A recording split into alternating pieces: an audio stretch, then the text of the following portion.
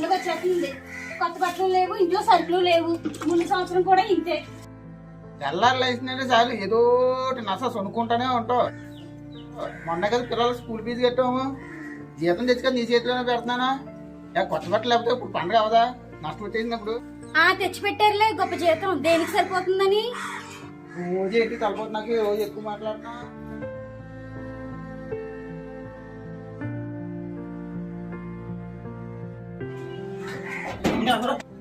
అమ్మగారిని తొందర రావాలండి, బయట గొడవ అయిపోతుంది. కంగారు పడకరా, ముందు ఏం జరిగింది చెప్పు. మన సీతయ్య మందారం లేరు, ఆవిడ గొడవారుస్తున్నారండి. మీరు రాకపోతే పెద్ద రచ్చయిపోలా ఉంది. నువ్వు కంగారు పడకరా, నువ్వు కంగారు పడకు, నన్ను కంగారు పెట్టకు. నేను వస్తున్నాను కదా, అంతా సర్దుకుంటది పద.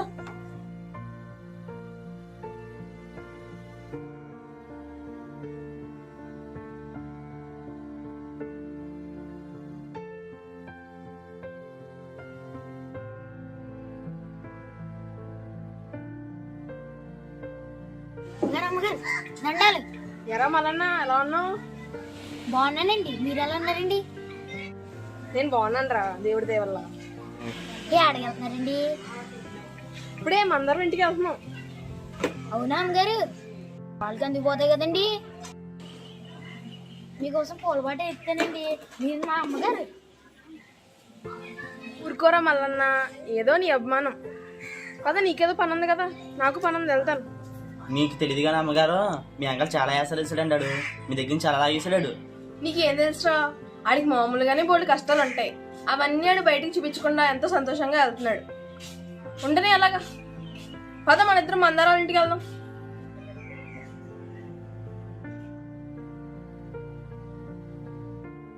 సీతయ్య, మందారం, రోజు ఏంటి గొడవ?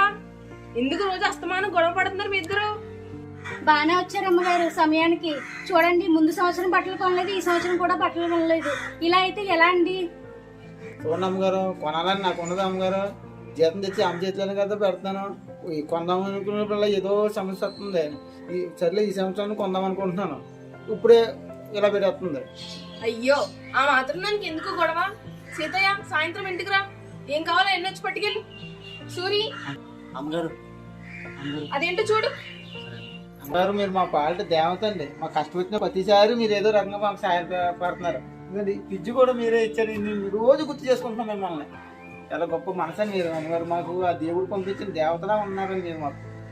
చాలా కృతజ్ఞతలు అమ్మగారు. మీ దయ వల్ల మేము ఇక్కడ వరకు వచ్చాము. మీరు లేకపోతే మేము ఏమైపోతాము.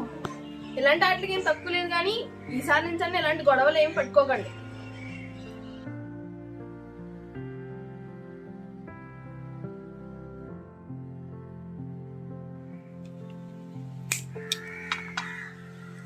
అమ్మగారికి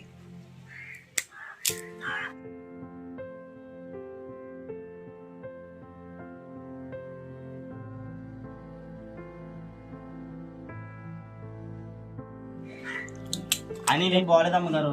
వాళ్ళు ఏం అడిగినా ఇచ్చేస్తున్నారు అమ్మగారు. మీరు ఇవ్వడం బాగుంది, వాళ్ళు తీసుకోవడం బాగుంది. వాళ్ళకి ఏమో అలవాటు అయిపోయింది. ఒకసారి ఇవ్వడం మానేండి. ఫోన్లేరా, మనకేం పోయింది? ఆ సృష్టికర్త మనకి అన్ని ఇచ్చాడు కాబట్టి మనం ఇవ్వగలుగుతున్నాం. సర్లే, తీసుకొని.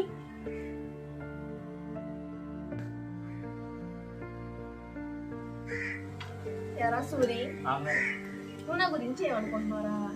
ఊరు అందరూ ఏమనుకుంటున్నారు నా గురించి? ఏమనుకుంటాం అమ్మగారు, మీరు మా దేవత. దేవుడు గుళ్ళో ఉంటే మీరు మా గుండెల్లో ఉంటారు.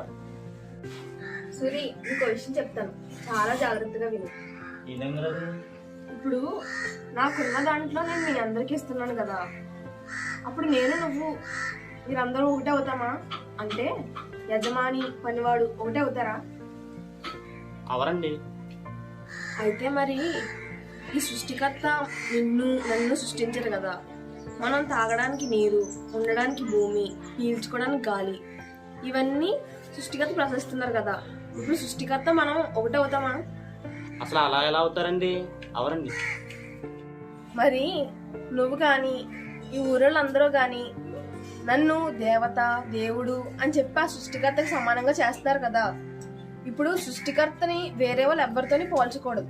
అలా పోలిస్తే అది పెద్ద పాపం అవుతుంది. అవునమ్మగారు, నాకు తెలియదండి. ఈ తప్పు నేను ఎప్పుడు చేయను. అయినా సృష్టికర్త కింద భావించే వాళ్ళందరూ కూడా మనుషులే కదండి. మరి అసలు సృష్టికర్త ఎవరు? ఇది నీకు తెలియాలంటే నువ్వు భగవద్గీత, బైబిల్, ఖురాన్ చదవాలి.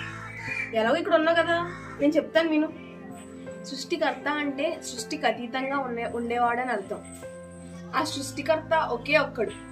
ఆయన ముందు గాని ఆయన తర్వాత గాని ఆయన్ని పోలిన వారు కూడా ఎవ్వరూ లేరు. ఆయన ఒకే ఒక్కడు.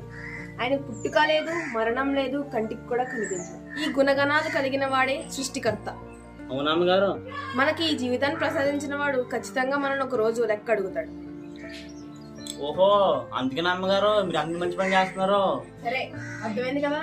ఇక నుంచి ఈ ఊర్లో ఎవ్వరూ కూడా ఇలాంటి తప్పు చేయకుండా చూసుకోవాల్సిన బాధ్యత నీదే. అలాగే ఈ విషయాన్ని అందరికీ చెప్పాల్సిన బాధ్యత కూడా నీదే. మీరు గుడి మంచి చేసుకున్నాం గారు, నేను చూసుకుంటాను.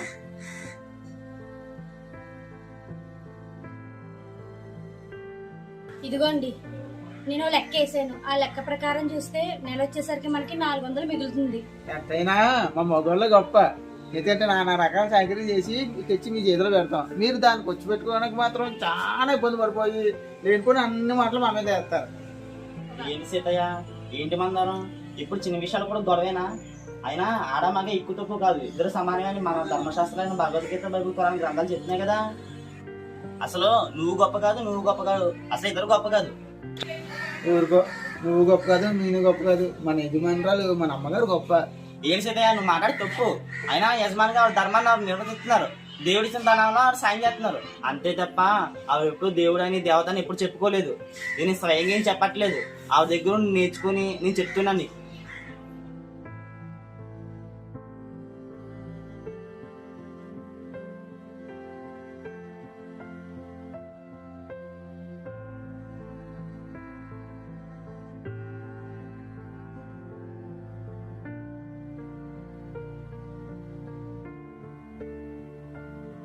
అయినా మన జీవితాన్ని నడిపించే భగవద్గీత, బైబిల్, ఖురాన్ గ్రంథాల్లో ఉన్న విషయం ఏమిటంటే మనందరి దేవుడు ఒక్కడే. ఆయన పుట్టడు, కనిపించడు, మరణించడు. ఆ సృష్టికర్త ఈ సృష్టికి అతీతంగా ఉన్నాడు. ఈ మనుషులందరికీ ఆ సృష్టికర్త యజమాని. మనిషి సృష్టికర్త ఒకటి కాదు, వాళ్ళని ఒకటి చేయకూడదు. అలా చేస్తే అది పెద్ద పాపం. గోరుకు మనం చేస్తుంది అదే. ఇప్పటికైనా తెలుసుకోండి, అసలైన సృష్టికర్త ఎవరో తెలుసుకోండి, ఆయన ఆరాధించండి. ఇది నేను మన అమ్మగారి దగ్గర నేర్చుకున్న విషయం. నిజమేనా సూర్య? ఈ యథార్థమైన సత్యం తెలియక ఇన్నాళ్ళు మా అమ్మగారే దేవత, ఇన్నాళ్ళు మా అమ్మగారే దేవుడు అని ఎందుకంటే మాకు చాలా కష్టాల నుంచి దూరం చేశారని గంటలు ఎత్తేసుకున్నామని. ఇప్పుడు కూడా యజమానే, పనుడే, కూలోడే. ఎంత సాయం చేసినా, ఎంత కుటుంబం చూపించినా మనకి తిరిగి అదే కుటుంబం చూపించాలి. కానీ దేవుడికి ఇచ్చే స్థానం మాత్రం దేవుడికి ఇంకెవ్వరికి ఇవ్వకూడదు. ఎవరో దేవుడు తీసుకోరు.